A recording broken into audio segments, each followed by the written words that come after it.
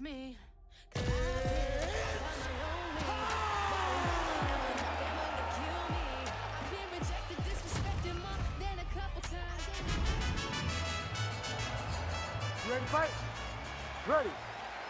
All right, here we go, round one. We'll see what the lightweight contender Jalin Turner can do in this particular matchup. Nice job, I think, by Sean Shelby and Mick Maynard to get these two athletes in a competition setting against each other. They have finally shown up in each other's bracket, and I think when you're fighting Jalin Turner, a lot of the battle just begins with the length. Can you get inside without absorbing appreciable damage? Let's see how it plays out early in this one. So the kickboxer able to stay on his feet. Oh, nice ankle pick there. His wrestling chops on full display tonight. Full display, and it also shows you, John, that he's willing to do it in any way, shape, or form to get to the finish line and get his hand raised.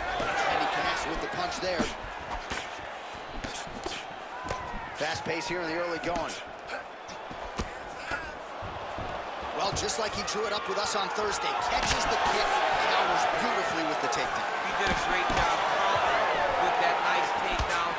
Great fight IQ, seeing that kick coming and turning it into his offense.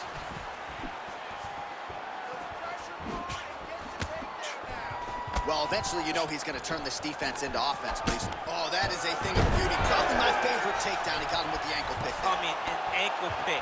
He hit an ankle pick. You don't see it very often, but when it's done, just like Kel Sanders used to do to me all the time. Beautiful ankle pick. Look at how he drives his knee right through the opponent's midsection.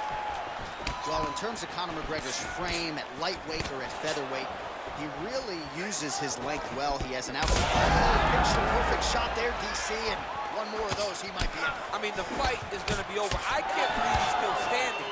That shot landed perfect. There's that left hand. Back and forth we go.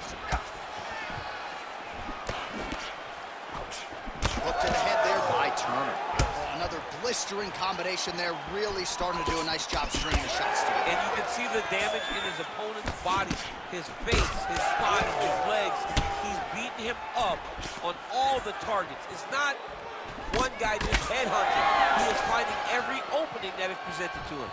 All right, so perhaps he's going to have to address something defensively. There is a legitimate cut around his eye. Yeah, he got cut on the eye from that last strike. He's got to pay attention now before it gets worse. He's hurting bad here. Back to his feet. Look at him working at trying to shut the liver down. All right, so now we start to see some bruising appearing on the torso, and all of that courtesy of the body work of his opponent. Just the wherewithal to go to the body and the discipline to stay with that approach. I mean, it's just tremendous. You see a fighter with high fight IQ following a game plan, and it's working. Oh! That horn sound means we have reached the end of round one. All right, so there's the horn. He got knocked down by a punch in that round, but he is able to survive. We'll see if they can make some adjustments. He's as tough as they come. He took that shot. You ready to fight? Ready. All right, here we go with round two. All right, next round is now underway. DC, any major takeaways after the previous 5 minutes? That both of these guys are very evenly matched. The matchmakers did a fantastic job when they put these two in the outside. So even though it wasn't crazy, you got to see high-level mixed martial arts. That is how you reverse position on the ground. Beautifully done by him there. All right, well, that blow is buffeting from that cut with each strike landed, and he continues to effectively target that area. You know, we are talking about a guy with a super high fight IQ.